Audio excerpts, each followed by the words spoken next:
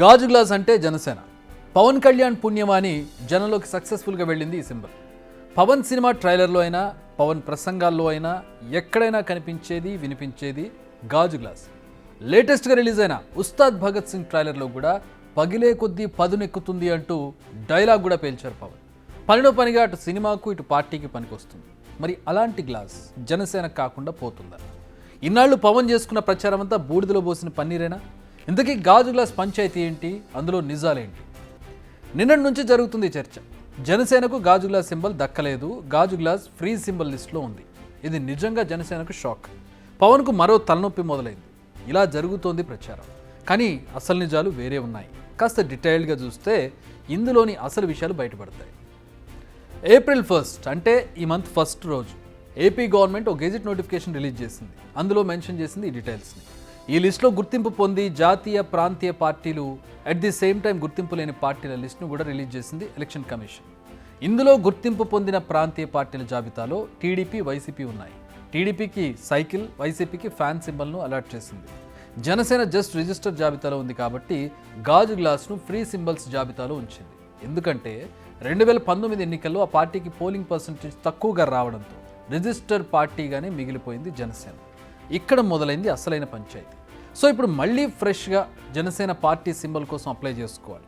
కాంపిటీషన్కు ఎవరైనా వస్తే గాజు గ్లాస్ దక్కవచ్చు లేదా దక్కకపోవచ్చు. అయితే ఇక్కడే ఓ చిన్న తెరకాసుంది. జీఏడీ విడుదల చేసిన గెజిట్లో election commission of India 15 May 2023లో రిలీజ్ చేసిన నోటిఫికేషన్ ప్రకారం ఈ గెజిట్ను రిలీజ్ చేసింది. అయితే ఈ ఇయర్ జనవరిలో కూడా ఎలక్షన్ కమిషన్ ఓ నోటిఫికేషన్ రిలీజ్ చేసింది. దీన్ని నోటిఫికేషన్ అనడం కంటే ఏపీ ఎలక్టోరల్ ఆఫీసర్కు రాసిన లెటర్ అంటే కరెక్ట్. ఇందులో క్లియర్గా మెన్షన్ చేసింది ఏంటంటే జనసేన పార్టీకి వచ్చే ఎన్నికల్లో, అంటే ఇప్పుడు జరగబోయే అసెంబ్లీ, లోక్సభ ఎన్నికలకు గాజు గ్లాస్ గుర్తుని కేటాయించండి అని. సో 2023లో రిలీజ్ అయిన నోటిఫికేషన్ కంటే 2024 అంటే లేటెస్ట్గా విడుదల చేసిన ఆదేశాలే అమల్లోకి వస్తాయి. దీన్నే పరిగణలోకి తీసుకోవాలి. కానీ స్టేట్ ఎలక్షన్ కమిషన్ మాత్రం 2023 నోటిఫికేషన్ ఆధారంగానే గాజు గ్లాసును ఫ్రీ సింబల్స్లో పెట్టింది. ఇప్పుడు ఇదే పెద్ద కన్ఫ్యూజన్కు కారణమైంది. ఒక్క జనసేనకు మాత్రమే కాదు, ఏపీకి చెందిన నీతి నిజాయితీ పార్టీ, ప్రజా ఏకతా పార్టీ, యుగ తులసి party, Bharatha Chaitanya Yuvajana party, reforms party of India, Surya Revathi Praja party, Gondwana Dandakaranya పార్టీలకు కూడా గుర్తులను కేటాయించింది ఎలక్షన్ కమిషన్ ఆఫ్ ఇండియా. ఈ లెక్కను చూసుకుంటే జనసేన గాజు గ్లాస్ గుర్తుకొచ్చిన నష్టమేమీ లేదనే తెలుస్తుంది. కాకపోతే ఈ గెజిట్ కాస్త కన్ఫ్యూజన్కు దారితీసేది. కాకపోతే ఇప్పుడు జనసేన నేతలు మళ్ళీ ఎలక్షన్ కమిషన్ ఆశ్రయించాల్సి ఉంటుంది. మళ్ళీ రిక్వెస్ట్ చేయడమో, గతంలో ఇచ్చిన ఆదేశాలను గుర్తు చేయడమో చేయాలి. అప్పుడే దీనిపై ఒక క్లారిటీ వచ్చే అవకాశం ఉంటుంది. నిజానికి జనసేన గాజు గ్లాస్ను కోల్పోవడం ఇదే ఫస్ట్ టైం ఏం కాదు. 2023 మేలో కూడా ఇదే సిచ్యువేషన్ ఎదురైంది. అప్పుడు కూడా జనసేన పార్టీ గుర్తును కోల్పోయింది.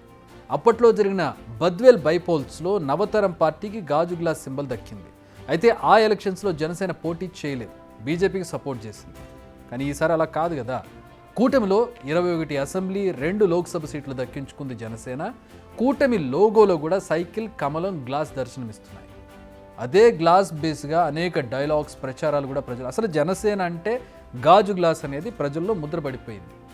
ఇక ఈ సందర్భంలో గాజు గ్లాస్ అనేది మిస్ అయితే అసలుకే మోసం వచ్చే అవకాశం. ఇన్కేస్ ఈ సింబల్ను జనసేన కోల్పోతే మాత్రం ఓటర్లపై ప్రభావం చూపడం ఖాయం. ఈసీ సింబల్ ఫైనల్ చేయాలి. ఆ సింబల్ను మళ్ళీ కొత్తగా జనంలోకి తీసుకెళ్ళాలి. అంటే ఒకవేళ గాజు గ్లాస్ కాకుండా మరో సింబల్ ఇస్తే దాన్ని పబ్లిక్ మైండ్స్లో రిజిస్టర్ చేయగలగాలి. కానీ దానికి అంత సమయం లేదు. 10 ఏళ్ల నుంచి వస్తున్నటువంటి ఈ ప్రచారం కావచ్చు, ఈ రిజిస్టర్ అవడం కావచ్చు, ఇదంతా మళ్ళీ మొదటికొచ్చి మళ్ళీ సింబల్ను రిజిస్టర్ చేయడం అనేది చాలా కష్టతరమైనది, ఆల్మోస్ట్ ఇంపాసిబుల్. ఎందుకంటే ఎలక్షన్స్ చాలా దగ్గరలో ఉన్నాయి కాబట్టి. ఎలక్షన్స్కు కౌంట్డౌన్ కంటిన్యూ అవుతుంది, షెడ్యూల్ ఇప్పటికే వచ్చేసింది. ఇలాంటి సమయంలో ఈ కుదుపు వచ్చింది. నిజానికి ఇలాంటి సీనే తమిళనాడులో కూడా జరిగింది. తమిళనాడులో రిజిస్టర్గా పార్టీగా ఉన్నటువంటి ఓ పార్టీకి ఓ గుర్తును కేటాయించింది ఎలక్షన్ కమిషన్. దీనికి ఈసీ చెప్పిన రీజన్ ఎవరు ముందొస్తే వారికే ఇస్తామని. కానీ ఆ పార్టీ న్యాయ పోరాటానికి దిగింది. దీంతో పంచాయతీ సుప్రీంకోర్టుకు చేరింది. విచారణ వచ్చే నెలకు వాయిదా పడింది. దీంతో ఆ పార్టీకి నష్టం తప్ప మరేం లేదు. ఎందుకంటే అప్పటికే జరగాల్సిన నష్టం జరిగిపోతుంది కాబట్టి. సేమ్ ఇదే సీన్ ఏపీలో జరిగితే పరిస్థితి ఏంటి? గాజు గ్లాసును వేరే పార్టీ క్లెయిమ్ చేసుకుంటే జనసేన అప్పుడు సుప్రీంను ఆశ్రయించిన లాభం ఉండదనే చెప్పాలి. అందుకే జనసేన మేల్కోవాలి.